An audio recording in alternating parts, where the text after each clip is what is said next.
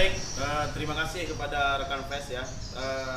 Alhamdulillah pada hari ini hari Rabu ya, kita sudah berkumpul dengan teman-teman sebagian teman-teman rekan-rekan kontraktor tergabung dari beberapa asosiasi, dan kita telah menyimpulkan di beberapa waktu yang lalu, maka kita melakukan musyawarah dan terbitlah namanya Forum Kontraktor Kota Sumber Salam.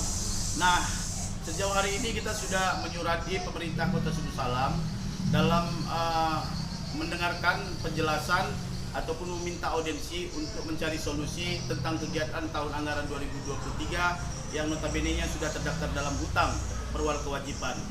Nah, sejauh ini kita masih menunggu daripada respon pemerintah Kota Sumber Salam. Namun secara lisan sudah disampaikan kepada kita bahwasanya akan dikondisikan untuk audiensi bersama. Jadi sampai hari ini kita masih berpikir positif, kita menunggu respon